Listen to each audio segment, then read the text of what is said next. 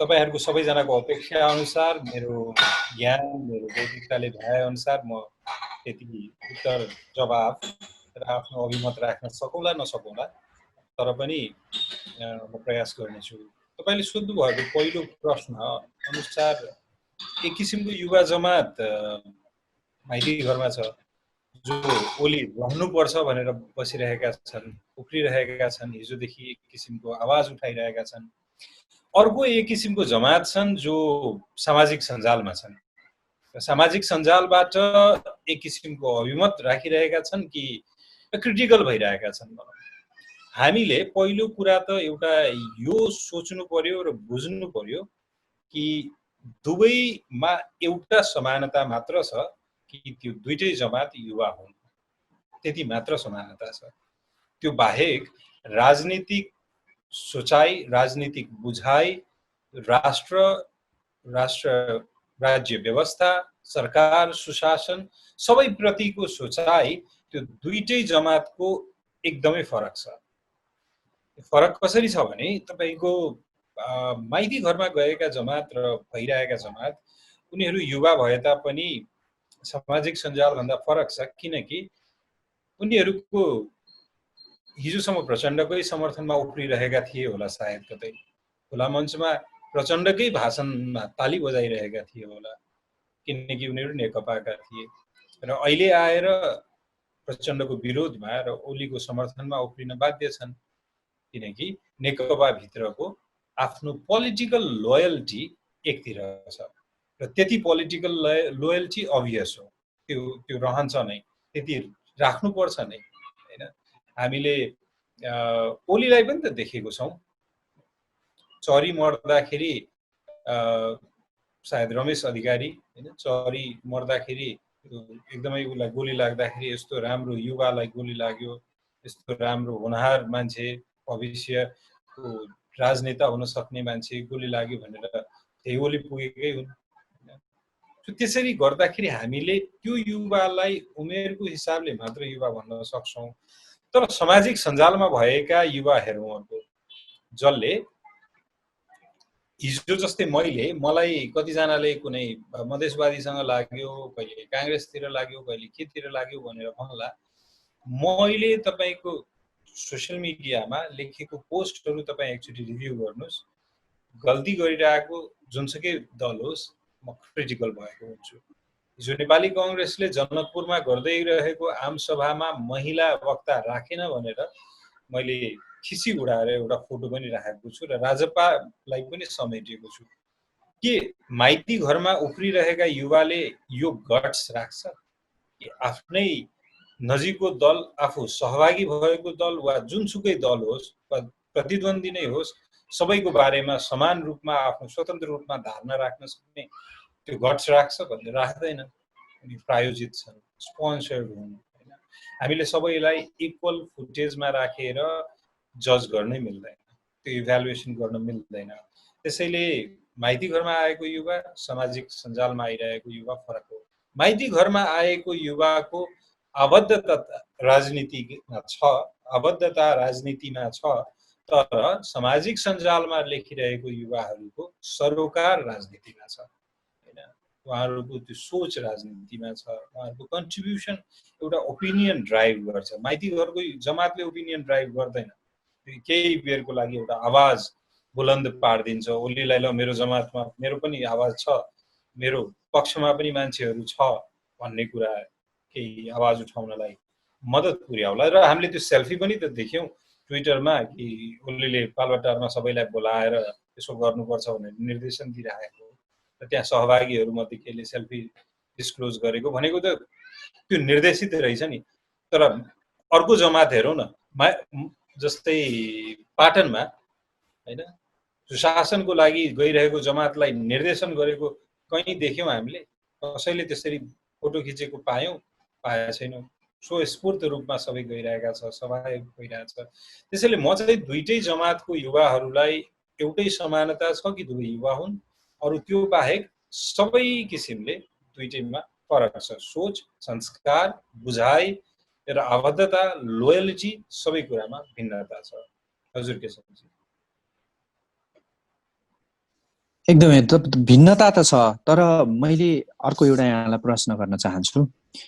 युवाहरूले नाम कमाउन नसक्ने परिस्थिति छ नि, अर्थात् हामीले नेतृत्व गर्न सक्छौँ भनेर अगाडि जान नसक्नुको पछाडि युवाहरूकै पनि त कमजोरी छ कि नेताहरूले नछोडेको, वा युवाहरूले आफ्नो स्पष्ट विचार दिन नसकेका कारण हो? त्यसमा चाहिँ यस्तो छ, अब हेर्नुहोस् न, एउटा चाहिँ युवाहरूले आँट नगरेको वा आफ्नो स्पेस बनाउन नसकेको पनि हो, तर अर्कोतिर हेर्दै जाने हो भने बुढाहरूले नछोडेको पनि हो। म तपाईँलाई केही उदाहरणहरू दिउँ, केही दृष्टान्तहरू दिउँ। जस्तै म युवाहरूलाई, युवा राजनीतिज्ञहरूलाई तालिम दिने उसमा पनि आबद्ध छु, तालिम दिने गर्छु। त्यसमा मैले भेटेको केही युवाहरू छन् जो चाहिँ युवा भनेको यो हो है, युवा भनेको यो हो है भनेर 40 वर्षसम्म, 16 देखि 40 यो कुरा यो कुरा यो कुरा भनेर सबै कुरा भनेर भन्यो। तर केही दिन पछि सोशल मिडियामा 55 वर्षको 60 वर्षको राजनीतिज्ञहरूलाई पनि हाम्रो युवा राजनीतिज्ञ भनेर पोस्ट गरेको पाइन्छ। त्यो दृष्टान्त के हो भने उसको संस्कार र उसको आफ्नो एक किसिमको हिम्मत कि च्यालेन्ज गर्न सकिरहेको छैन, च्यालेन्ज गर्न जान्दैन उसले, च्यालेन्ज गर्न चाहँदैन उसले हैन। उसलाई आफूले पाउने, मैले एउटा अर्को उदाहरण प्रयोग गर्ने गर्छु कि हामी आफूसँग भएको थैली जोगाउने प्रयासमा हामी पाउने भखारीहरू लत्याइरहेका हुन्छौँ। मैले पाएको एउटा सदस्यता छ, विद्यार्थी सङ्गठनको केन्द्रीय कमिटीको सदस्यता छ, त्यो गुम्ला कि त्यो मेरो जोखिममा पर्ला कि भनेर मैले भोलि राज्यसभा सदस्य हुन सक्ने वा प्रदेश सभा सदस्य हुन सक्ने, प्रतिनिधि सभा सदस्य हुन सक्ने त्यो सम्भावनाहरूलाई मैले जोखिममा राखेँ, लत्याइरहेको हुन्छु। त्यसले गर्दाखेरि यो एक किसिमको के हो भने आफूले नसकेको। अर्को, वृद्धहरूले नदिएको कारण के हो भने वृद्धहरू एउटै उपलब्धिलाई वर्षौंसम्म बेच्न सकिरहेका छन्। जन म्याक्सवेलले के भन्नुहुन्छ, if you are still excited about something which was achieved 5 years ago, that means you are not growing. हाम्रो हेर्नुहोस् त राजनीतिज्ञहरू, काङ्ग्रेस पार्टी हेर्नुहोस् त अझै पनि 7 साल बेच्न खोज्दैछन्। नेकपा अहिले 62-63 बेच्न खोज्दैछ, जो 13-14 वर्ष 15 वर्ष पुरानो कथा हो हैन। अस्ति भर्खर अचिभ गरे जस्तो गर्दैछ। सो यो कहिले अब नक्साको चुच्चो खोज्नुपर्ने हुन्छ, कहिले नागरिकताको विवाद खोज्नुपर्ने हुन्छ। खोज्नुपर्ने कारण के हो भने मेरो अचिभमेन्ट छ है, मेरो रिसेन्ट अचिभमेन्ट छ है भनेर त्यो देखाउने प्रयासहरू हो। तर त्यो कतिको सही हो कतिको होइन भन्ने तर अहिलेको युवाहरूमा स्पष्ट मार्गचित्र दिन सक्ने क्षमता पनि त छैन नि। जस्तो सानो उदाहरण लिँदाखेरि 2007 साल पछिको क्रान्ति पछिको अवस्था वा पहिलो निर्वाचन पछिको अवस्थामा एकदमै युवा अवस्थामा कृष्ण प्रसाद भट्टराई, विश्वेश्वर प्रसाद कोइराला, गणेशमान सिंहहरू त्यो विचार सहित एक खालको लिडरसिपमा आउनु भएको थियो, सरकार सञ्चालन गर्नुभएको थियो, वा मनमोहन अधिकारीहरू भनौँ त्यो लेभलमा पुग्नु भएको थियो। तर अहिलेका युवाहरूको विचार खै त, मैले 5 वर्षपछि, मैले 10 वर्षपछि, मैले 15 वर्षपछि यो दिन सक्छु भनेर स्पष्ट मार्गचित्र दिन सक्ने अवस्था त देखिएको छैन नि त। होइन, तपाईँले यो प्रश्नलाई म दुईवटा पाटोबाट हेर्छु। एउटा चाहिँ तपाईँ एक क्लासमा पुग्दाखेरि नै त एसएलसीमा कति पर्सेन्ट ल्याउँछस् भनेर सोध्न सकिँदैन हैन। पहिला एक क्लास त पुग्नु पर्यो, त्यो एउटा कुरा हो। अर्को कुरा, त्यो बेलाको टाइमसँग तपाईँ कसरी कम्पेयर गर्न सक्नुहुन्छ? त्यो बेला त एउटा 360 डिग्रीमै पोलिटिकल डिस्कोर्स चेन्ज भएको थियो, इन्टायर पोलिटिकल सिस्टम चेन्ज भएको थियो। अहिले तपाईँले इन्टायर पोलिटिकल सिस्टम चेन्ज गर्नुपर्ने छैन नि। अहिले संविधान चेन्ज गर्नुपर्ने छैन नि। अहिले परिवर्तन गर्नुपर्ने के कुरा हो? संस्कार परिवर्तन गर्नुपर्ने हो। त्यो संस्कार परिवर्तन गर्नको लागि मैले एकैचोटि अचिभमेन्ट देखाउनै सक्दैन, कसैले पनि कुनै जेनेरेसनले देखाउन सक्दैन, न कुनै देशमा अहिलेसम्म देखिएको छ त्यस्तो रिजल्ट। हामीले त्यो एक्सपेक्ट गर्नै सक्दैनौँ। र अर्को कुरा, म पहिलो पोइन्ट फेरि दोहोऱ्याउन चाहन्छु कि तपाईँ एक क्लासमा कहिले एडमिसन लिँदै गर्दाखेरि त एसएलसीको रिजल्ट कति डिस्टिङ्सन ल्याउँछस् कि ल्याउँदैनस् भन्ने ग्यारेन्टी बुझ्न सक्नु नै हुन्न। पहिला एक क्लासमा एडमिसन त दिनुहोस् हैन।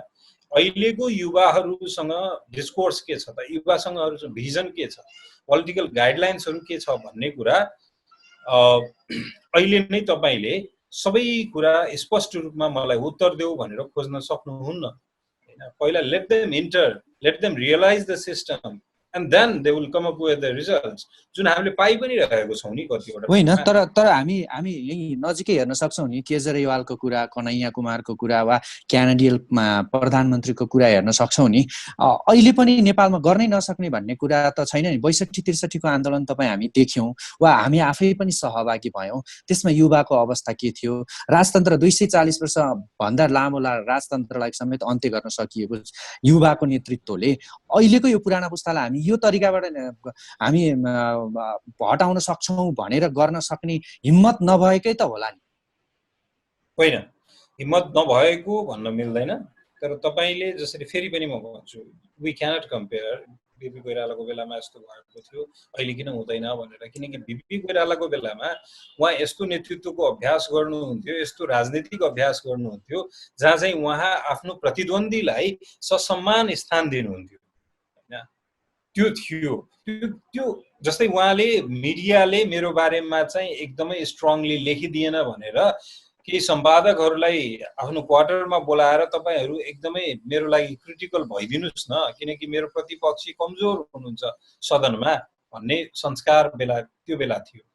र अर्को कुरा 62-63 भन्दा अगाडि 36 साल भनौँ, 46-48 साल भनौँ, त्यो बेला युवा जमात किन थिए भने त्यो बेलासम्म पनि युवा सहभागिता थियो। फेरि अर्को कुरा हेर्नुहोस् केशवजी, युवा सहभागिता राजनीतिमा छैन भन्ने कुरा होइन। तपाईको नेपालमा सशस्त्र युद्धमा भएका शहीदहरू बाहेक अरू शहीदहरूको तथ्याङ्क हेर्दाखेरि औसत उमेर 34.1 वर्ष देखिन्छ। यदि राजनीतिमा युवा सहभागिता थिएन भने शहीद कसरी युवा मात्र भए? 34.1 वर्ष भनेको त यो तेज हो। ओभरअल एभरेज शहीदहरूको यही नै र हामी सबै चिज गर्ने चाहिँ युवा नै भयो। सबै चिजका लागि सब चिज अगाडि जाने, समर्थनमा वा विरोधमा पनि जाने युवा नै भयो। तर पुराना नेताहरूले गरिरहेको गल्तीलाई गलत्याउन सक्ने गरीको हिम्मत गर्ने नेता, त्यो चाहिँ किन युवा नेता, त्यो चाहिँ किन उत्पादन हुन सकेन? त्यो चाहिँ किन निर्माण हुन सकेन? दुईटा कुरा छ। एउटा जुन भोटर्स ट्रेन्ड छ नि हाम्रो देशमा, हामी यहाँ सुनिराखेका मध्ये सबैजनाले एकचोटि सोचौँ त, हामीले कति युवाहरूलाई भोट दिएको थियो? हामीले मतदान गर्दै गर्दाखेरि हामी अहिले युवा चाहिन्छ राजनीतिमा भन्ने बहस गरिरहेकै बेलामा यो बहसमा सहभागी मध्ये कतिजनाले युवालाई मतदान गरेको थियो? हामीले मतदान गर्ने उम्मेदवारको औसत आयु कति थियो, औसत उमेर कति थियो? त्यो एकचोटि सम्झौँ त। हामी आफै त त्यति मतदान गर्दैनौँ भने हामी बुढाहरू खोज्दै, अनुभवी खोज्दै जान्छौँ वा बिचरालाई अन्तिम पटक मौका दिउँ, त्यसपछि त पालो पाउला कि नपाउला भन्ने खोज्दै जान्छौँ भने हामी नेतृत्वमा हामीले आफै पनि त त्यो स्वीकारिरहेको छैनौँ। हामीले आफै पनि त मौका दिइरहेको छैनौँ। गगन थापाले महामन्त्रीको चुनाव लड्दै गर्दाखेरि गगन थापाले रिस्क लिएको होइन आफ्नो ससुरासँगै चुनाव लडेर। तर मिडियामा के कुरा आयो कि होइन बिपीको सन्तानलाई एकचोटि मौका दिनुपर्छ भन्ने कुरा आयो र इन्टायर कङ्ग्रेसले त्यही रिजल्ट देखाए। बिपीको छोरालाई एकचोटि मौका दिनुपर्छ भनेर मौका दिए र रिजल्ट खेपिरहेका छन् र केही दिनपछि रियलाइज गर्दैछन्। अब हेर्नुहोस् 5-7 महिनापछि फेरि अर्को निर्वाचन आउँदैछ नेपाली कङ्ग्रेसको र फेरि त्यही कल्चर दोहोरिन्छ र निर्वाचनको रिजल्ट आइसकेपछि महाधिवेशनको अनि फेरि यही मन्त्र जप्न थाल्छन् कि युवा आएनन्। युवा आउने बेलामा तिमीले छान्यौ त युवालाई? त्यो बेला त छानेनौ। तर अहिले भन्छ कि युवा आएन भनेर। त्यसैले गर्दा यो अभ्यास मतदान प्रक्रियाबाटै परिवर्तन हुनुपर्छ। र अर्को कुरा तपाईँले भन्नुभएको, हाम्रो युवाको राजनीतिक संस्कार अहिलेसम्म नेतृत्वलाई घचघचाउने वा नेतृत्वलाई धक्का दिने स्तरको भएकै छैन। अध्ययन खोइ त, इमानदारीता खोइ त, हैन? तपाईँले देख्नुभएछ कुन चाहिँ सेक्टरमा हामीले अलिअलि प्राइभेट सेक्टर बाहेक, अलिअलि न्यू एन्टरप्रेन्योरशिप, इनोभेसन, स्टार्टअप्सहरू बाहेक कुनै सेक्टरमा लोभलाग्दो खेलाडी बाहेक देखेको छौँ युवाहरू ल आए है यिनीहरूले गर्छन् अब भनेर? त्यो गाह्रो छ। न निजामतीमा देख्न सकिएको छ। बिस्तारै बिस्तारै त्यही कल्चरमा पुग्छन्। राजनीतिमा 2-4 जना आश गर्दा गर्दै युवा हो भन्दा भन्दै उहाँहरू पनि युवाको उमेर क्रस भइसक्यो। सो त्यो डिफिकल्टी, त्यसमा मैले तपाईँलाई फेरि एउटा कुरा भनेर समराइज गर्छु, एउटा मतदान नगर्दिने हो भने तपाईले माग गरेर मात्र हुँदैन, तपाईले मतदान पनि गर्दिनु पर्यो। अर्को कुरा, युवा आफैले सडकमा आन्दोलन गर्ने र व्यवस्था परिवर्तनमा सहायकको भूमिका खेल्ने सम्मको दक्षता त राखे, 15 वर्ष अगाडि 20 वर्ष अगाडिदेखि नै राखे, तर नेतृत्व तहमा पुग्ने र परिवर्तन गरेर देखाउने त्यो सम्भावना अझै पनि राख्न बाँकी छ। र यतिकै मेहनतले हेर्नुस्, क्यानाडा जस्तो परिवर्तन गर्ने हो भने, यतिकै मेहनतले हामीले केजरीवाल खोज्ने हो भने यतिकै मेहनतले पुग्दैन। त्यो हाम्रो पुस्तामा पनि कमजोरी छ, त्यो हामीले पनि स्वीकार हो एकदमै तपाईँको कुरालाई समर्थन गर्दै म केही प्रश्नहरू पनि आएका छन्। जस्तो गगन थापालाई धेरैले सभापति उठाउनुपर्छ भनेर भन्छन्। गगन थापा जस्ता नेताहरूले पनि आँट गर्न नसक्ने परिस्थिति छ भने झन् अरू युवाहरूले कसरी आँट गर्न सक्छन् होला त? होइन, अबको राजनीतिमा अब पनि आएर गगन थापाले आँट गर्दैन भने म एउटा कुरा भन्छु तपाईँलाई, मलाई गगन थापाज्यूले नै सुनाउनु भएको यो एउटा छोटो कथा। उहाँ काठमाडौँको एउटा स्कुलमा जानुभएको थियो। 8 क्लासको एउटा विद्यार्थीले उहाँलाई सम्भवतः तपाईँसँग मेरो यो अन्तिम भेट होला भनेर भने। गगन थापाले सोच्नुभयो यो अन्तिम भेट भन्दैछ, बिचरा 8 क्लासमै छ भर्खर, किन के भयो होला यसलाई भनेर सोच्नुभयो। त्यो सोचे पश्चात सोध्नुभयो किन बाबु अन्तिम भेट भनेर सोद्धाखेरि अब हेर्नुस् मेरो एसएलसी छ, त्यसपछि +2, मैले 2-4 वर्ष एकदमै धेरै मेहनत गर्नुपर्छ, त्यसैले तपाईहरुलाई भेट्न भ्याउँदिन होला, त्यसैले गर्दा अन्तिम भेट। र अर्को म 5 वर्षपछि ल अब फ्री भएँ, अब I can afford to meet people like you भन्ने स्टेजमा पुगेपछि तपाई यस्तै रहनु भयो भने, यस्तै जुझारु रहनु भयो भने तपाई नेपाली राजनीतिमै रहनुहुन्न, अनि किन भेट्नु तपाईलाई? त तपाई यस्तो जुझारु नरहनु भयो भने र सामान्य राजनीतिज्ञ जस्तो भइसक्नु भयो भने तपाईलाई किन भेट्नु? जसलाई भेटे पनि भयो। भनेपछि यो मलाई उहाँले 5 वर्ष अगाडि सुनाउनु भएको र उहाँले त्यो फेस गर्नुभएको चुनौती, अनि मलाई भन्दै हुनुहुन्थ्यो हेर्नुस् 8 क्लासको बच्चाहरूले पनि यस्तो अपेक्षा राख्न थालिसके अब, र चुनौती छ हाम्रो लागि। अहिले आएर म त्यो बच्चाले त्यो 8 क्लासको बाबुले भनेको स्टेज र त्यो डिसिजन मेकिङ पोइन्टमा गगन थापा पुगिसक्यो भन्ने सोच्छु हैन। अब पनि उहाँले त्यो आँट गर्नु भएन, त्यो रिस्क लिनु भएन भने सम्भवतः हामी पनि भेट्न छाड्नु पर्छ होला, किनकि त्यो अपेक्षाहरू हाम्रो धुमलिएर गए भन्ने हुन्छ। अर्को कुरा फेरि पनि म तपाईलाई भन्छु कि पहिला 2007 सालमा र 2036 सालसम्म जति सम्भावना थिए, किनकि ओभरअल 360 डिग्रीमा नै पोलिटिकल डिस्कोर्स चेन्ज भएर आएको थियो, नयाँ जेनेरेसन त्यसरी आउन पाए त्यहाँ। अहिले हाम्रो भइरहेको पोलिटिकल चेन्जेसहरू 360 डिग्रीमा चेन्ज भएकै छैन, अलिअलि चेन्ज हुन्छ। अनि त्यसको रिजल्ट के छ थाहा छ?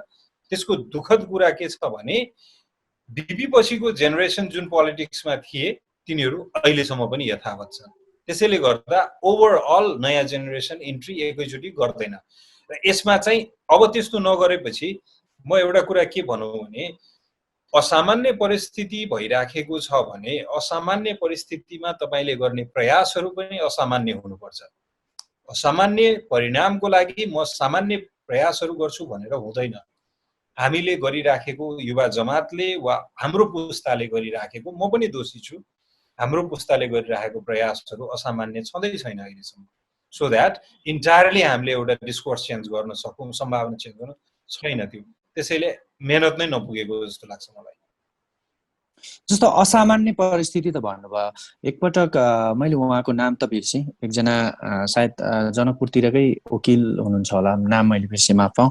उहाँले भन्दै हुनुहुन्थ्यो एउटा पुस्ताले बलिदान नगरिकन, ओभरटाइम नगरिकन देश बन्दैन भन्ने कुरा उहाँको थियो। मैले उहाँको त्यो स्ट्याटस कतै पढेको थिएँ, मलाई त्यो कुरा अहिले यहाँ जोड्न मन लाग्यो। अब हामीले साँच्चै ओभरटाइम गर्ने बेला भएको छैन र? केशवजी त्यो भन्ने व्यक्ति म नै हुँ हैन। ओके, मलाई त्यति बेलाको थाहा थिएन। ओके, मैले भनेको त्यो 2018 नोभेम्बरतिर होला सायद, काठमाडौँको मलाई थाहा थिएन, सरी, बागबजारतिरको एउटा इभेन्टमा हैन। त्यो ओभरटाइम गर्नुपर्छ भनेर हो, ओभरटाइम गर्ने र हाम्रै पुस्ताले गर्नुपर्छ है भनेर पनि मैले त्यसमा भनेको छु। त्यो कुरा ओभरटाइम गर्ने टाइम आइसक्यो, हामीले गर्नुपर्छ र गरिराखेको पनि छौँ। तर एउटा कुरा चाहिँ के छ भने दुःख लाग्दो कुरा, यस्तो ओभरटाइम गरिराखेको बेलामा पनि युवाको एउटा जमात माइती घरमा गएर हामीलाई फेल गराउन जान्छन् हैन। हामीले गरिराखेको प्रयासमा पनि युवाको एउटा जमात अझै पनि त्यही ठेकेदार बन्न गइरहेका छन् जो कमिसन खान्छ। मैले अस्ति भर्खर एउटा न्युज पढेको थिएँ, प्रदेश नम्बर 2 को सामाजिक विकास मन्त्रालयमा एउटा डिलमा एउटा युवाले 12 करोड रुपियाँ खाए, जसको बुबा त्यहाँको सामान्य विकास मन्त्री हुनुहुन्छ। ऊ पनि त युवा हो। हाम्रो ओभरटाइमलाई फेल गराउने युवाहरू हो त्यो।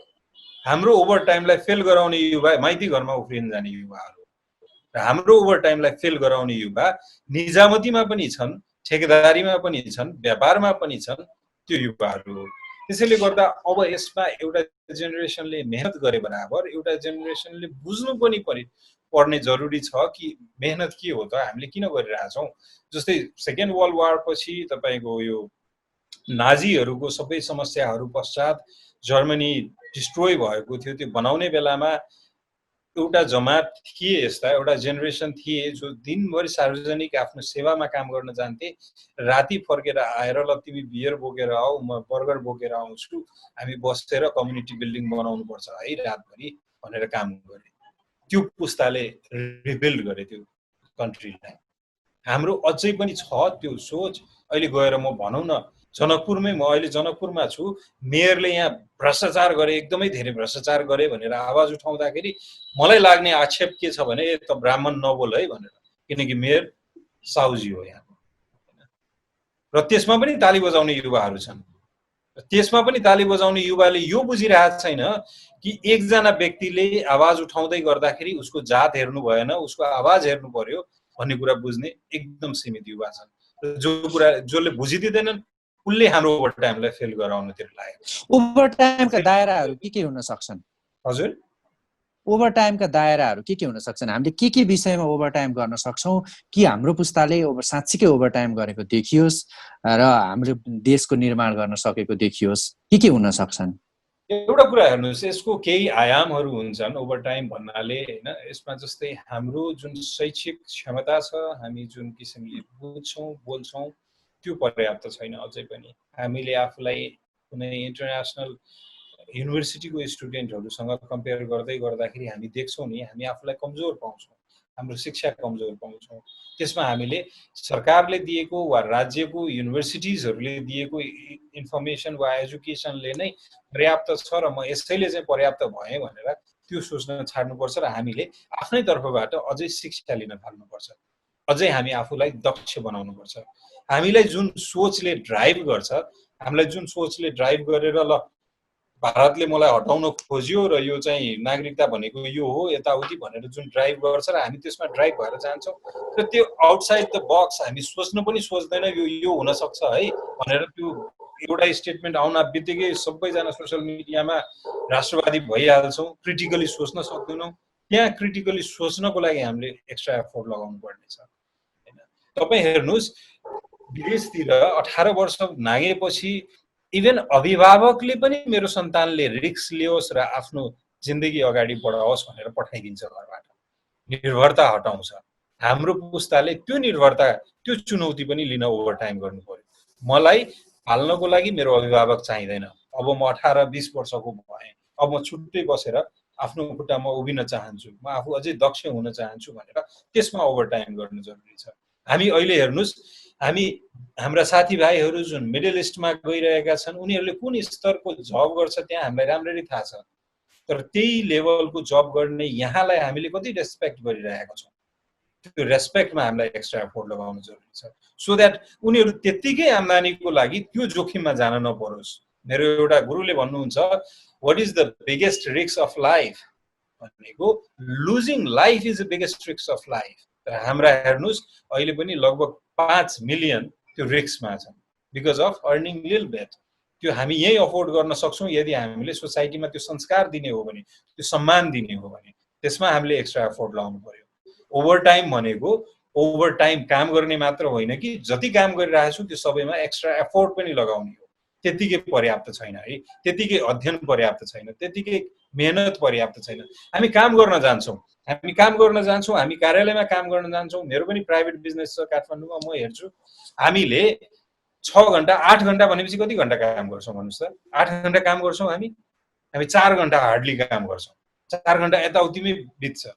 मेरो साथी अमेरिकामा युनिभर्सिटी पढ्दै गर्दाखेरि यहाँबाट गयो, उसले के भन्थ्यो, 1 घण्टामा मैले यहाँको पेपर त्यहाँ कतिचोटि सिफ्ट गर्न सक्छु भनेर गनेर मलाई त्यही अनुसारको असाइनमेन्ट दिएर जान्छ र मेरो लागि 1 घण्टा भनेको 60 मिनट हो। मेरो लागि 1 घण्टा भनेको 1 घण्टामा के गरिस् भन्दा 2टा इमेल लेख्ने भन्ने होइन। सो हामी त्यहाँ पनि इमान्दार हुनु पर्यो। हाम्रो पुस्ता काम गर्ने भनेको 100% काम गर्ने। So extra effort, extra time भनेको यही कुराहरू। हामीमा डिसिप्लिन छैन हैन।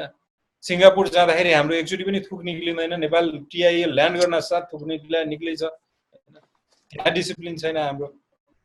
अहिले मधेसमा हेर्नुहोस्, तपाईँ जनकपुर आएर हेर्नुहोस्, रजनीगन्धा तुलसी फालेको जहाँ पनि देखिन्छ। तर त्यही व्यक्ति कटारमा जाँदाखेरि फोहोर फाल्दैन हैन। त्यहाँ हामी डिसिप्लिन। सो यहाँ राज्यले काम गरेन हाम्रो पुस्ताको अगुवाहरूले पनि काम गरिदिएनन्। त्यसमा पनि हामीले सुधार्न जरुरी छ। ओके, अरू सहभागी मध्येबाट पनि प्रश्नहरू केही छन् भने भन्न सक्नुहुन्छ। केही च्याटमा आएका प्रश्नहरू छन्, म त्यो कुरा पनि जानकारी दिन चाहन्छु। हामीसँग अलिकति थोरै समय छ, फेरि हामीले यो जुम मिटिङलाई फेरि रिकनेक्ट गर्नुपर्ने हुनसक्छ। नारायण प्रसाद सापकोटा भन्नुहुन्छ, केही वर्षदेखि वैकल्पिक शक्ति र युवा जमातलाई प्रभाव पार्ने दलहरू पनि आइरहेका छन्, तर निर्वाचनमा उनीहरूको धरौटी समेत जफत भएको छ, किन होला भनेर सोध्नु भएको छ। खुलस्त रूपमा भन्नुपर्ने हो भने राजनीतिक संस्कार र स्वीकार्यता। हेर्नुहोस्, डेमोक्रेसीको फन्डामेन्टल प्रिन्सिपल 5वटा मध्ये एउटा फन्डामेन्टल प्रिन्सिपल प्लुरलिजम भनेको बहुलवाद। बहुलवाद भनेको सह अस्तित्व मैले स्वीकार्नुपर्छ। म नै सर्वेसर्वा भन्ने हुँदैन हैन। म नै वान म्यान आर्मी हुनुपर्छ भन्ने हुँदैन। मैले डिफ्रेन्ट आर्मीहरू क्रिएट गर्नुपर्छ।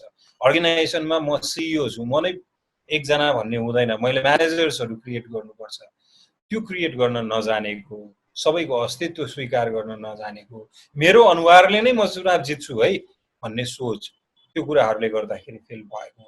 र अर्को, राजनीतिक सुझबुझ सबै कुराहरूले गर्दाखेरि पनि हैन, त्यो सबै कुराहरूले गर्दाखेरि पनि उहाँहरूको प्रस्तुतिकरणमा पनि त्यति म्याचुरिटी नआएको। अर्को कुरा, म राम्रो गर्न चाहन्छु भन्नुको मतलब म अरू सबैले नराम्रो गर्छन् भन्ने पनि होइन नि।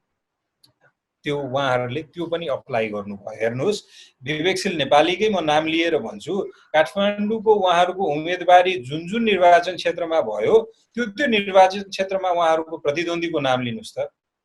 जुन हामी नेपाली राजनीतिमा हतपति गुमाउन चाहदैनौँ होला, त्यो नामहरूको प्रतिद्वन्दी भइदिनु भयो भनेपछि त्यो बहुलवाद र सह अस्तित्व स्वीकार गर्ने कुरामा पनि कमजोर भइदिनु भयो। यो सुधार गर्दै जानुपर्छ, उहाँहरूले बुझ्दै जानुपर्छ उहाँहरू किन चाहिएको हामीलाई। उहाँहरू मात्र चाहिएको होइन, उहाँहरू सहित अर्को राजनीतिक व्यवस्था पनि चाहिएको, राजनीतिक सङ्गठन पनि चाहिएको। अहिले उहाँहरूमा हामी 100% निर्भर हुनै सक्दैनौँ। त्यसैले गर्दा त्यो कुरा उहाँहरूले बुझ्नु सक्नुहुन्छ। त्यो गर्दै जानुपर्छ। त्यसै गरी एउटा अर्को प्रश्न छ सुरक्षा निरौलाले, अहिले केपी ओलीको राजीनामा माग गरिएको छ, प्रधानमन्त्री पदबाट पनि र पार्टी अध्यक्षबाट पनि। केपी ओलीको विकल्पमा फेरि पनि पुराना पुस्ताकै नेताहरूलाई अगाडि सारिएको छ। साँच्चै युवा पुस्ताको अभाव नै हो या अघिल्लो पुस्ताको पदमोह हो? नयाँ पुस्तालाई हस्तान्तरण गरेर मार्गदर्शन गर्नुपर्ने व्यवस्था सुरु गर्न असम्भव नै हो र भनेर सोध्नुहुन्छ। यसको दुईटा पाटो हुन्छ। हेर्नुहोस्, केपी ओलीको बारेमा कुरा गरौँ पहिला। मलाई केपी ओली व्यक्तिसँग कुनै पनि समस्या छैन। म पनि एकजना करदाता हुँ, म पनि एकजना मतदाता हुँ। मलाई केपी ओली व्यक्तिसँग कुनै समस्या छैन, उहाँको आचरणसँग समस्या छ। उहाँले जुन तरिकाले सरकार सञ्चालन गर्न चाहनुहुन्छ त्योसँग समस्या छ। अब पाटो आयो हस्तान्तरण गर्दाखेरि आउने व्यक्तिको बारेमा।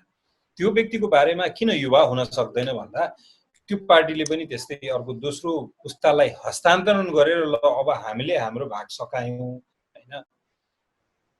निजामतीमा रिटायरमेन्ट चाहिँ 60 मै भइहाल्ने, 58 मै भइहाल्ने, तर राजनीतिमा 70 सम्म चलाउन सकिन्छ भनेर सोच भएकाहरूले अर्को पुस्तालाई दिन नचाहेको कारण के हो भने, यदि दिएमा हेर्नुहोस् सबैजना एकैचोटि जान्छ। यदि ल यसपालि नेकपा एमाले हस्तान्तरण गर्दै गर्दाखेरि घनश्याम भुषाललाई दियोस् त प्रधानमन्त्री, त्यो गरोस्, वा अहिले भौतिक योजना मन्त्री जो हुनुहुन्छ वा योगेश भट्टराई वा यहाँहरूलाई दियोस् त। त्योभन्दा माथिल्लो पुस्ता त क्लिन स्विप भएर जान्छ नि एकैचोटि। अब तिनीहरूलाई त हामीले काउन्ट गर्न छाड्छौँ नि, त्यो पुस्ताले नै त्यो रिस्क लिन चाहँदैन। र अरू कुरामा नयाँ मान्छेलाई आउन नदिने कुरामा, नयाँ विचारलाई छेर्न नदिने कुरामा, त्यो कुराहरूमा। त्यसैले गर्दा यो मार्केटिङमा हामी भन्छौँ पेनिट्रेसन स्ट्राटेजी, तपाईँ कसरी त्यहाँ इन्भल्भ हुने र कसरी पेनिट्रेट गर्ने भन्ने कुरा, त्यो कुरा तपाईँले जान्नुपर्छ। त्यो जान्न एकदम जरुरी छ।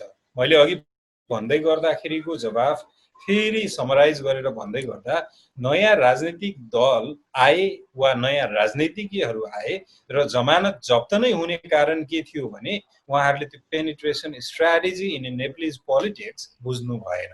नेपालको राजनीतिक संस्कारमा कसरी छिर्ने, कसरी पेनिट्रेट गर्ने, कसरी भोटरलाई कन्भिन्स गर्ने भन्ने कुरा उहाँहरूले बुझ्न सक्नु भएन। त्यो हो। र त्यो भन्दै गर्दाखेरि मेरो भाषा कुनै दलसँग मिल्न जान्छ भने त्यो संयोग मात्र हो। ठिकै छ सर, म अब अलिकति थोरै प्रसङ्ग बदलेर यहाँसँग प्रश्न गर्न चाहन्छु। अहिले कोरोनाको कहरकै विषयसँग राजनीति हामी जोडिराखेका छौँ। कोरोना कहरपछि वा कोरोना चलिरहेको अवस्थामा अब सबैलाई त खान त पर्छ, खानका लागि उत्पादन हुनुपर्छ। अहिले उत्पादनशीलता वा आर्थिक क्रियाकलाप निकै शून्य जस्तै झरिसकेको छ देशमा। यो कुरा सरकारले धान्न मात्र सक्ने अवस्था, केपी ओली सरकारको कुरा मात्रै गरे होइन, मैले समग्रमा नेपाल सरकारकै कुरा गरेको वा नेपाल सरकारको सम्पूर्ण संयन्त्रकै कुरा गरेको। नेपाल सरकारको संयन्त्रले धान्न सक्ने भन्दा माथिल्लो स्तरमा पुगिसकेको छ। अब धान्न नसक्ने अवस्थामा नेपालको आर्थिक अवस्था पुग्न थालिसकेको छ। अघि यहाँले अघिल्लो सेसनमा भन्नुभयो जस्तै विभिन्न विकल्पहरू दिनुभयो जो हामी ओभर टाइम गर्न सक्छौँ। जे कुरामा भन्ने कुरामा यहाँले शैक्षिक गुणस्तरका कुराहरू गर्नुभयो, हामीले सोच्ने तरिकाका कुराहरूमा गर्नुभयो। अब हामी उत्पादनमुखी चाहिँ कसरी हुने, उत्पादनमुखी युवाहरू कसरी अगाडि बढ्ने, हामी जागिर भन्दा हामी अब उत्पादनशीलता वा उत्पादनमुखी उद्योगहरूमा कसरी अगाडि जान सकिन्छ? मलाई त छ नि के सब्जी, सर्टेन सेक्टरहरूमा यो कोरोना जस्तो ब्रेक यदि युज गर्न सकेको भए युजफुल नै युजफुल नै हो जस्तो लाग्छ। जस्तै भन्नुहोस् न, हाम्रो शैक्षिक संयन्त्र वा शैक्षिक शिक्षा प्रणाली वा पद्धति एकचोटि रिभिजिट गर्नुपर्ने अवस्थामा छैन र छ नि होइन? यो 4 महिनाको ब्रेक वा अझै पनि हामीसँग ब्रेक यथावत नै छ। हामीले शिक्षा प्रणाली त रिभिजिट गरेर मजाले न्यू स्ट्राटेजी बनाउन सक्थ्यौँ नि। नेपाली राजनीति सँगसँगै नेपालको हेर्नुहोस् पर्यटन व्यवसायहरू पनि एकदम कन्भेन्सनल छ, नयाँ आयामहरू छैन त्यहाँ, नयाँ अप्रोचहरू छैन त्यहाँ। त्यसैले गर्दाखेरि म टुरिज्म सेक्टरसँग पनि रिलेटेड भएर काम गरेँ। यो नेपाल भ्रमण वर्षमा प्रदेश संयोजक थिएँ। त्यो बेलामा म यो कोरोना आएपछि प्रदेशका उद्यमी पर्यटन उद्यमीहरूले यो कुरा राख्दाखेरि म त्यही भन्थेँ, हेर्नुहोस् यो एक्सटर्नल फ्याक्टर्स हो, हामीले कन्ट्रोल गर्न सक्दैनौँ। इन्टर्नल फ्याक्टर्स हो हामीले कन्ट्रोल गर्ने। यो एक्सटर्नल फ्याक्टरको बेलामा चाहिँ हामीले इन्टर्नल इम्प्रुभमेन्टहरू गर्नुपर्छ। त्यो गरौँ, एकचोटि फेरि रिभिजिट गरौँ न त हाम्रो रणनीतिहरू, हामी कसरी काम गर्दैथ्यौँ, के गर्दैथ्यौँ, त्यो एकचोटि फेरि रिभ्यू गरौँ। मैले मेरो कम्पनी फ्याक्ट्स नेपालमा पनि त्यही गरेँ। मेरो लागि यो ब्रेक लाभदायक रह्यो। मैले रिभिजिट गरेँ, मेरो सबै स्ट्राटेजीहरू रिस्ट्रक्चर नै गरेँ। टिममा केहीजनाहरूलाई ल्याउनु पर्ने थियो, केहीजनालाई धन्यवाद भन्नुपर्ने थियो, त्यो पनि गरेँ। तपाईको नेपालको व्यापार हेर्नुहोस्, नेपालको अर्थतन्त्र हेर्नुहोस्, नेपालको प्राइभेट सेक्टर पोलिसी हेर्नुहोस्, नेपालको टुरिज्म पोलिसी हेर्नुहोस्, नेपालको टुरिज्म सेक्टर हेर्नुहोस्, सबै ठाउँ रिभिजिट गर्ने र एजुकेसन त एकदमै, हेल्थ एकदमै, यो सेक्टरहरू यो एउटा मौका थियो, सरकारले यो मौका गुमायो। अब उत्पादन कसरी गर्ने, कसरी फर्किने भन्दा अबको सामान्य ग्लोबली एउटा कुरा के भनिरहेको छ, न्यू नर्मल भनिरहेको छ नि। तपाईँ सामान्यतयामा बिस्तारै फर्किँदै जाँदाखेरि कतै कुनै ठाउँमा तपाईँले न्यू नर्मल फिल गर्नुभयो? मैले त गरे छैन। बिस्तारै हामी पहिल्यै त्यही 4 महिना अगाडिकै सामान्यतयामा फर्किँदैछौँ भनेको त्यसको अर्थ के हो? यो 4 महिनाले हामीलाई नयाँ कुरा केही पनि सिकाएन। फेरि हामी भूकम्पमा केही सिक्न सकेनौँ, यसपालि त सक्छौँ होला भनेर चर्चा भइरहेको थियो नि। तर देख्यौँ हामीले बजारमा सबैतिर हामीले केही पनि सिकेको जस्तो देखिँदैन, संस्कारमा केही पनि परिवर्तन आएको जस्तो देखिँदैन। एकजना यो कुमो जुन न्युयोर्कको एन्ड्रु कुमो न्युयोर्कको गभर्नर, उसलाई एउटा पत्रकार सम्मेलनमा सोधियो कि when it is going to be normal, and he said, even I don't know when it is going to be normal, but I know sooner or later it will be normal, but there will be new definition of normal, त्यहीबाट new normal भन्ने कुरा सुरु भयो। त्यो new normal भन्ने कुरा धेरैवटा, जब तपाईँले फ्रेन्चको अस्ति हेर्नुहोस्, फ्रान्सको इकोनोमी र फ्रान्सको फेसन इकोनोमी, फेब्रिक इकोनोमीमा न्यू नर्मल प्रष्ट रूपमा देखिन थालिसकेको छ। कति साउदी अरेबियाले न्यू नर्मल अप्लाई गरिसकेको छ उनीहरूको इकोनोमीमा, जर्मनीले न्यू नर्मली, स्पेनले तपाईँको सोसियल प्र्याक्टिसमा न्यू नर्मल अप्लाई गरिसकेको छ। हामी उत्पादनशीलताको लागि चिन्तित छौँ। म नयाँ नर्मलको लागि एक्साइटेड थिएँ कि अब यसले कोरोनाले हामीलाई नयाँ सामान्यतातिर त लाला नि भनेर। सरकारले त गरेन हैन, तर हाम्रो तर्फबाट हामीले केही नयाँ नर्मल गर्न सक्ने परिस्थिति थिएन। युवाहरूको जमात वा हामी सामाजिक अभियन्ता भन्छौँ, वा हामीले आफ्नो क्षेत्रमा आफ्नो काम गरेर बसिरहेका छौँ, हामीले चाहिँ के गर्न सक्यौँ त? हेर्नुहोस्, काठमाडौँको सडक हेर्ने, मङ्गल बजार हेर्ने, केही दिन अगाडिको माइती घर हेर्ने वा बालुवाटार हेर्ने भने काठमाडौँमा न्यू नर्मल भएको छ राजनीतिमा। त्यो जमात तपाईँले कहिले पनि हेर्नुहुन्थ्यो, टिकटक बनाउनमा व्यस्त रहन्थ्यो, त्यो जान्थे बालुवाटारमा पोखरा खानको लागि, कहिले पनि ऊ जाँदैन थियो, उसलाई चिन्ता थिएन। ऊ कफी सप खोल्दै वाइफाई कहाँ छ र एन्ड्रु कुमो जस्तोको स्पिच हेर्दै जान्थे र मार्सलोको किताब पढ्दै हिँड्थे उनीहरू कहिले गएथे आन्दोलनमा? थिएनन्। त्यो हो न्यू नर्मल, त्यहाँ भएको छ न्यू नर्मल। राजनीतिमा त्यो आन्दोलन त फेलियर जस्तै भयो नि त? होइन, कसरी फेलियर हुँदैन? आन्दोलन कहिले पनि फेलियर हुँदैन। आन्दोलनले कतै न कतै कुनै न कुनै किस्तामा रिजल्ट दिएकै हुन्छ। हेर्नुहोस्, मधेसको आन्दोलन पनि तराई काङ्ग्रेसदेखि 7 सालभन्दा धेरै अगाडिदेखि सुरु भएको नि, तर यो 5औं चरणको आन्दोलन आइसक्दाखेरि पनि हामीलाई केही न केही तराई काङ्ग्रेसले पनि दिएको थियो। आन्दोलनले किस्ताबन्दीमा केही न केही दिएको हुन्छ र कुनै पनि आन्दोलनले 100% रिजल्ट एकैचोटि दिएकै हुँदैन, कुनै पनि आन्दोलनले दिँदैन त्यो रिजल्ट। त्यसैले गर्दा त्यो आन्दोलनलाई म फेलर भए पनि त्यसले केही न केही पार्ट समाजलाई सिकाएर गएको छ, त्यसलाई हामीले उपलब्धिको रूपमा लिनुपर्छ। अब यतातिर उत्पादनशीलताको कुरा हेर्दै जाँदाखेरि म उत्पादनशीलतामा सामान्य अवस्थामा कसरी फर्किन्छ भन्ने मात्र देखिरहेको छु। र बीबीसीले एउटा यो VULW फर्मुला लिएर आएको थियो।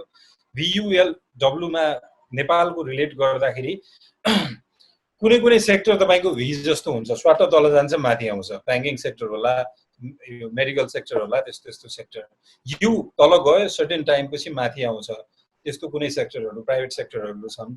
अरू केही काठमाडौँको कफी सप देख्न सक्छौँ, केही दिन तल गयो फेरि माथि आउन थालिसक्यो होइन। एल इन्टरटेनमेन्ट र टुरिज्म सेक्टर हुन्छ, जुन तल गयो सर्टेन टाइमसम्म तलै रहन्छ, बिस्तारै माथि आउँछ। अर्को डब्लु भनेको रेमिटेन्सलाई देख्न सक्छौँ हामी, तल गयो स्वाट माथि आएको छ। तल कतिसम्म गयो भने 72 अर्ब प्रति महिनाबाट 34 अर्ब प्रति महिनासम्म झरेर तल गयो, फेरि बिस्तारै माथि आएको छ, फेरि तल जान्छ एकचोटि, किनकि सबैजना फर्किए, भएको पैसा पठाइसके। अनि हेर्नुहोस् फेरि हाम्रो अर्थमन्त्रीले भनिसक्नु भयो होइन, रेमिटेन्स फेरि सामान्य अवस्थामा आउँछ, हामी युवाहरूलाई फर्काउनलाई प्रोत्साहित गर्छौँ भनेर। सो यसरी यो उत्पादनशीलता बिस्तारै बिस्तारै ब्याक हुन्छ, डिफ्रेन्ट सेक्टर वाइज कन्टेक्चुअल हुन्छ त्यो।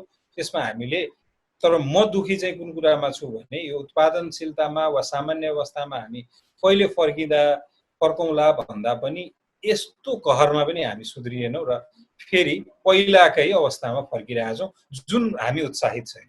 व्यक्तिगत रूपमा म उत्साहित छैन त्यो सामान्यतामा फर्किनको लागि। अब म सहभागीहरूले आफ्नो आवाजमै केही प्रश्न गर्न छोटो प्रश्न गर्न सक्नुहुन्छ। हामीसँग समय पनि अब धेरै छैन, लगभग 10 मिनट, बढीमा 10 मिनट जति मात्रै छ। र कृपया तपाईँहरूको केही प्रश्न छ भने मनिष सरलाई सोध्न सक्नुहुन्छ। आफ्नो अनम्युट गर्नुहोस् अनि त्यसपछि प्रश्न सोध्न सक्नुहुन्छ। कृपया सहभागीहरूमध्ये। हाम्रो रुपेश सरको केही छ कि मनिष सरलाई प्रश्न? मेरो भएको प्रश्न तपाईले सोधिसक्नुभयो। अरु साथीहरुलाई मौका दिउँ।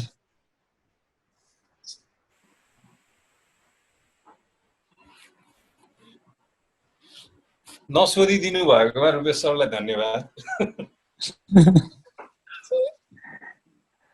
अब हामी के हाम्रो यस भर्चुअल मिटिङ अब अर्को सेसन पनि हुनेछ सम्पूर्ण सहभागीलाई म त्यो पनि जानकारी एउटा क्वेशन चाहिँ मलाई रोशन सर हस्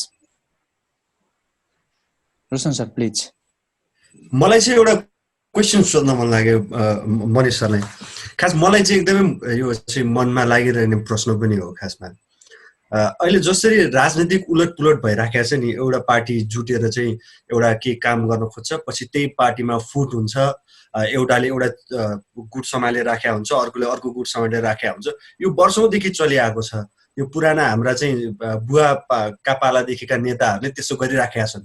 अहिले झट्टै नेपाली राजनीतिमा चाहिँ युवाहरू प्रवेश गर्दाखेरिमा यो पहिल्यैदेखि चलेको यस्तो चलखेल, यो उतार चढाव, यो जति पनि बहावहरू छ, यो बहावलाई बुझ्न सक्ने युवाहरू आउन सक्लान् र यो बहाव बुझे पनि यो बहावमा बहेर चाहिँ राजनीतिलाई सम्हाल्न सक्ने र नेतृत्वलाई सम्हाल्न सक्ने स्थिति होला त युवासँग?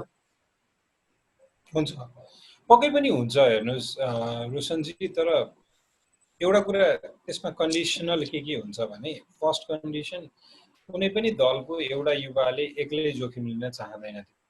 मैले अब बितेर गइसक्नु भयो, तर नामै लिएर भन्छु, मैले स्वर्गीय रविन्द्र अधिकारीलाई एकचोटि सोधेको थिएँ काठमाडौँको एउटा कार्यक्रममा भेट्दाखेरि, तपाईहरुले यो थाहा छ नि तपाईहरुलाई कि तपाईको अघिल्लो पुस्ता करप्ट छ भन्ने थाहा छ भनेर किन बोल्नु भन्दाखेरि हाम्रो अहिलेसम्मको सबै करियर चौपट पारिदिन्छन्। कसरी रिस्क लिने, एक्लै रिस्क लिन सक्दैन, जमात जुट्दैन भन्ने। तपाईले भन्नुभएको प्रसङ्गमा यो जोड्दै गर्दाखेरि, प्रश्नमा यो प्रसङ्ग जोड्दै गर्दाखेरि, एक त ग्याङअप हुनु पर्यो, एक्लै कसैले त्यो जोखिम लिँदैन हैन। र त्यसमा हामी छौँ है त्यहाँ भन्ने व्यापारीदेखि लिएर कूटनीतिक निकायदेखि लिएर धेरैजना चाहिन्छ। त्यो मुभमेन्टको लागि चाहिन्छ नै। 12 बुँदे सहमति त प्रचण्ड र गिरिजा प्रसाद कोइरालाको मिटिङले मात्र सम्भव थिएन नि, धेरै फोर्सहरू त्यहाँ आबद्ध थिए नि। त्यस्तै यो एउटा कल्चर नै सिफ्ट गर्नको लागि त्यो चाहिन्छ। एउटा कुरा त्यो। अर्को कुरा हेर्नुहोस्, यो समस्या राजनीतिमा मात्र होइन, हामी राजनीतिमा मात्र देखिरहेछौँ। यो समस्या आचरणको समस्या हो, संस्कारको समस्या हो, जुन निजामतीमा पनि छ। निजामतीमा म प्रदेश संयोजक भएर काम गर्दाखेरि मैले यस्तो मभन्दा यङ्गर निजामती कर्मचारीहरू देखेको छु जो चाहिँ करप्ट छन्, जसलाई पैसा मात्र चाहिएको छ, जो देशलाई माया गर्दैन, प्रदेश सहर कसैलाई माया गर्दैन, उसलाई पैसा मात्र चाहिएको छ। उसलाई एउटा कुराको गुनासो छ सरकारसँग, त्यो कुरा के हो भने म बाहिर जान सक्थेँ, राम्रो भविष्य हुन सक्थ्यो, म बाहिर गइन, अब यही बाहिर जति कमाएर देखाइदिन्छु भन्ने छ। अनि त्यो जमातसँग हामी चाहिँ देश परिवर्तन हुन्छ भन्ने अपेक्षा गरिरहेका छौँ। समस्या त्यहाँ पनि छ। हामी राजनीतिक दल मात्र किन हेर्छौँ हैन। अहिले यो कोरोनाको कहरमा भएको सबै भ्रष्टाचारहरूमा प्रदेश नम्बर 2 मा एटलिस्ट जतिजना आबद्ध छन् नि, मेरो बुबा जेनेरेसन भन्दा मेरो जेनेरेसन आबद्ध छ करप्सनमा। मैले मेरो बुबा जेनेरेसनलाई मात्र कसरी दोष दिने? यहाँ भएको करप्सनमा मैले अघि मन्त्रीको छोरा भने त्यो मेरो पुस्ताको हो, जनकपुरको मेयरको छोरा करप्सनमा इन्भल्भ छ, त्यो मेरो पुस्ताको हो हैन। उद्योग मन्त्रीको छोरा, पर्यटन मन्त्रीको छोरा इन्भल्भ छ, म नामै लिएर भन्दैछु, मसँग एभिडेन्स छ, म च्यालेन्ज गर्न सक्छु कतै आयो भने यो कुरा। सबै मेरो जमात के भन्छ, मेरो पुस्ताको मान्छेहरू। अनि मैले बुढो पुस्तालाई मात्र कसरी दोष दिने? के हाम्रो पुस्ता सुध्रिन आवश्यक छैन? उनीहरूले ठाउँ छोडिदिँदैमा देश परिवर्तन हुन्छ र हुँदैन? हामी पनि सुध्रिन आवश्यक छ। त्यो एउटा कुरा हो। अर्को कुरा, ल केही मान्छेहरू छौँ, हामी परिवर्तन हुन तयार छौँ, हामी त्यो जोखिम लिन तयार छौँ भन्दाखेरि it's not black and white. यो ब्ल्याक एन्ड व्हाइटमै मुभमेन्ट भइहाल्छ र चेन्ज भइहाल्छ भन्ने होइन। यो ग्रे स्केलमा चाहिने मल्टी डाइमेन्सनल कुरा हो, जहाँ चाहिँ हामीले प्राइभेट सेक्टर, मिडिया, सबै यो मिडियाले स्पेस दिन्छ र ल म चाहन्छु आउन अगाडि। मिडियाले मलाई फ्रन्ट पेज न्युज बनाउँछ, तर कोही एकजना अस्पताल बुढो भिजिट गर्न जाँदाखेरि फ्रन्ट पेज न्युज बन्छ। मिडियाको साथ पनि त मलाई चाहियो। सो यो सबै कुरा चाहियो। मैले एक्लैले वा कोही गगन थापा एक्लैले आँटेर हुँदैन, घनश्याम भुसाल एक्लैले आँटेर हुँदैन, उसलाई हामी जस्तो धेरै मान्छे चाहिन्छ। आजकै कुरा गर्दाखेरि शेरबहादुर देउवाले स्कुलमा किन सङ्गठन नबनाएको भनेर नेभी सङ्घका नेताहरूलाई थर्काउनु नै भयो। यो यसो हेर्दाखेरि अहिलेको नेपाली राजनीतिक नेतृत्व वा नेताहरूको अवस्था हेर्दाखेरि त विद्यार्थी वा राजनीति चाहिँ स्कुलमै गरून्, पछि चाहिँ हामी नै गर्ने हो त्योभन्दा माथिल्लो भन्ने नै देखिन्छ नि त, होइन र? केशवजी, त्यसमा कस्तो छ भने देउबाको स्कुल अफ थट कति पुरानो छ भन्ने कुरा हेर्नुहोस् न। आज देखिन्छ नि त्यो स्पिचमा, होइन? तिमी गाउँ फर्क, स्कुलमा नेभी सङ्घ जबसम्म हुँदैन तबसम्म हाम्रो दल बलियो हुँदैन भन्ने कुरा उहाँले, त्यो चिन्ता छ। तर उहाँको दलमा भित्र आउनु पटक पटक ढकढकाइरहेको स्वर्णिम वाग्लेलाई चाहिँ देख्नुहुन्न उहाँ, होइन? उहाँ हजारौँ मान्छे, सयौँ मान्छे छ नि जो त्यो दलमा आबद्ध भएर त्यो दललाई राम्रो बनाउन तयार छ, जसको पछाडि 2-4वटा स्कुल आउन तयार छ। त्यो व्यक्तिलाई चाहिँ बाटो दिनुहुन्न।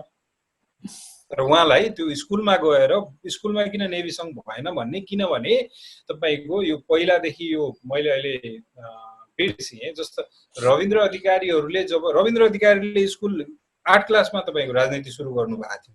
मैले एउटा टेलिभिजन सोमा उहाँसँग मोडरेट गरेको थिएँ। उहाँले स्वीकार्नु भयो थियो कि मेरो राजनीति 8 क्लासदेखि सुरु भयो। त्यो बेला त्यो हुन्थ्यो।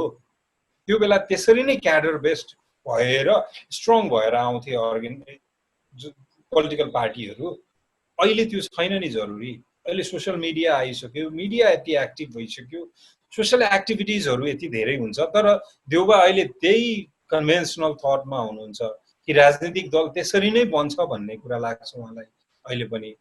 मैले भ्रष्टाचार गर्नु हुँदैन, मैले आफन्तलाई पदमा पुर्याउनु हुँदैन, यो सबै कुराहरूले पनि बिग्रिरहेछ राजनीति भन्ने कुरा त उहाँले बोल्नुहुन्न कतै। म यो कम्प्रोमाइज गर्छु भन्ने कुरा त बोल्नुहुन्न कतै। तर उहाँलाई के चिन्ता छ भने क्याडर बेस्ड पोलिटिक्स विक भयो हाम्रो, स्कुलमा गएर सङ्गठन बनेन भन्ने कुरा चाहिँ चिन्ता छ। अब हामीसँग समय निकै थोरै छ। कोही सहभागी अझै हुनुहुन्छ भने कृपया प्रश्न सोध्न सक्नुहुनेछ। नभए मसँग अब एउटा मात्रै प्रश्न छ, अब अन्तिम प्रश्न। र फेरि पनि अर्को कुनै दिन हामी सूचना दिएर फेरि यस्तै यही शीर्षकमै कोरोना पछिको राजनीतिकै विषयमा अर्का अतिथिसँग फेरि छलफल पनि गर्नेछौँ। सम्पूर्ण सहभागीहरू सहभागी हुनुहोला र हाम्रो रूपान्तरण इन्टरनेसनलको पेजमा लाइक गर्नुभयो भने सम्पूर्ण चिज देखिनेछ। थोरै विज्ञापन पनि गर्न चाहे र कोही हुनुहुन्छ भने कृपया मायाकन गरिदिनु होला। र अन्तिममा म रूपेश सरलाई पनि दिन्छु र मेरो सानो एउटा मात्रै प्रश्न बाँकी छ। मनिष सर, एउटा प्रश्न छ। ओके, मेरो प्रश्न मनिष सरलाई, हामीले बारम्बार धेरै ठाउँमा सुन्ने गरेका छौँ युवाहरूलाई बदल्न जरुरी छ अथवा हाम्रो सोच नै नबदलिकन देशको राजनीति बदलिँदैन भनेर हामीले बहस गरिरहँदाखेरि थुप्रा क्याम्पसहरू जस्तै कि आरआर क्याम्पस, ल क्याम्पस, अरू विभिन्न सरकारी क्याम्पसहरू, पृथ्वीनारायण क्याम्पस हेरौँ हामी, यस्ता ठाउँमा युवाहरू जान त जान्छन् तर हामी त्यही पुरानै दलको पुरानै सिस्टम पछाडि लागिरहेका छौँ। मेरो भन्नुको अर्थ पुरानो दलको पछाडि लाग्दैमा युवाहरूले राम्रो गर्न सक्छन् भन्ने त होइन, तर हामी त्यही मान्छेहरूलाई नै सपोर्ट गरिरहेका छौँ। सोच बदल्नुपर्छ भनेर हामी भनि पनि रहेका छौँ र उनीहरूलाई नै सपोर्ट गरेर उनीहरूलाई नै फलो पनि गरिरहेका छौँ। यस्तोमा हामीले ग्राउन्ड लेभलदेखि नै अब कसरी युवालाई बदल्ने त, बदल्नुपर्छ बदलिनुपर्छ त भनिन्छ, तर कसरी भन्ने प्रश्नको जवाफ चाहिँ आजसम्म पाइएको पनि छैन। यसमा तपाईँको के विचार छ? सुभाष सरलाई धन्यवाद। तपाईँले यो काठमाडौँमा भइरहेको अनसनहरू देख्नु भएको छ नि, हजुर, एउटा व्यक्तिले कति ठुलो रिस्क लिएर सिस्टमलाई च्यालेन्ज गर्दैछ, यो शासनको लागि उसले पुहारिरहेको छ। त्यहाँ गयौँ सयौँ मान्छेहरू गएर सपोर्ट पनि गरिरहेको छ।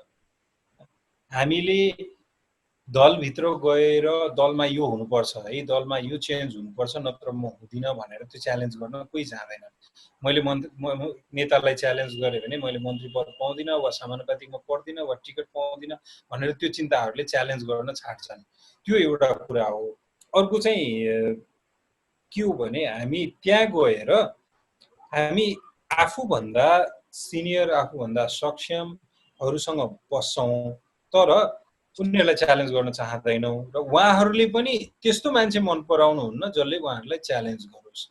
त्यो संस्कारले गर्दाखेरि पनि हो होइन। सुन्दर पिचाई गुगलको सिइओले भन्नुहुन्छ if you want to grow होइन तपाईँ यस्तो जमातसँग सङ्गत गर्नुहोस् तपाईँलाई हरेक दिन आफ्नो पोजिसन इन्सेक्योर फिल होस्, म कमजोर छु भन्ने फिल होस् र तपाईँलाई इन्सिक्युरिटी यस्तो होस् कि मैले अझै मेहनत नगरेँ भने अझै मैले एफोर्ट नलगाएँ भने मेरो यो पोजिसन जुनसुकै बेला खुस्किन सक्छ, अरूले खोसिदिन सक्छ, त्यसैले गर्दा मैले बढी मेहनत गर्नुपर्छ भन्ने त्यो जमातको सङ्गतमा गएर स्ट्रङ भएर पोलिटिकल पार्टीमा गएर त्यो कल्चर पनि भएन। हामी हेर्नु चिया पसलमा आफूभन्दा कमजोरै खोज्छौँ वा आफ्नो साथी खोज्छौँ, अलि बलियोसँग विवाद गरौँ न बहस गरौँ न भन्ने कल्चर पनि कम छ। राजनीतिक दलमा पनि त्यस्तै भइदियो। हेर्नुहोस् न मन्त्रीहरूले पनि आफ्नो स्वकीय सचिव कहिले वा आफ्नो एडभाइजर सल्लाहकार कहिले पनि आफूभन्दा बलियो राख्ने चुनौती स्वीकार गर्न सक्छ? गरेको देखिँदैन। सल्लाहकार यस्तो राख्छन्, एकचोटि अब अघि काङ्ग्रेस जस्तो सुनियो भनेर भन्नुभयो, म काङ्ग्रेसकै एउटा खिसी उडाउँछु होइन। सुशील कोइराला प्रधानमन्त्री हुँदाखेरि एकजना मान्छे सुशील कोइरालालाई भेट्न जानुभएको छ अनि साँच्चैको कुरा हो। सुशील कोइरालाले के भन्नुभएछ भने गयो, अब उहाँको स्वकीय सचिवले उहाँ भेट्न आउनु भएको छ भनेर सूचना दिनुभयो। को त्यो मान्छे भन्दाखेरि तपाईँको सल्लाहकार हो भनेर भन्यो होइन, तपाईँको सल्लाहकार हो उहाँ भेट्न आउनु भएको छ भनेर। सुशील कोइरालाले जवाफ दिनुभयो अरे सल्लाहकार बनाइदियो दिए, अब किन भेट्न आएको, आफ्नो काम गरे भइहाल्यो नि भन्यो। भनेको इभन नेता पनि चाहँदैनन् कि मलाई त्यस्तो च्यालेन्ज गर्ने कोही आओस्, मलाई त्यसले सल्लाह सुझाव दियोस् र म जसरी यथास्थितिमा अगाडि बढिराखेको छु त्यहाँ कुनै धक्का दियोस्, उसले सिस्टम चेन्ज गर्नलाई मलाई फोर्स गरोस् भन्ने नेता पनि चाहँदैनन्। र त्यही बहकावमा त्यही बहावमा बिस्तारै बिस्तारै बहकिन थाल्छ नयाँ पुस्ता। र त्यहाँ गएर उसले के सोध्छ भने अब सेक्युरिटी सोच्ने कि इन्सेक्युरिटी भन्ने, अनि अब सर्भाइभलतिर जान्छ होइन। तपाईँको म एउटा स्टेटमेन्ट दिँदै टुङ्ग्याउँछु होइन। करियर दुई किसिमको हुन्छ अरे, एउटा मिसन ओरिएन्टेड, अर्को सर्भाइभल ओरिएन्टेड। पोलिटिक्समा जाँदाखेरि धेरैजना मिसन ओरिएन्टेड भएर जान्छन्, तर पोलिटिकल पार्टीभित्र गएपछि सर्भाइभल ओरिएन्टेड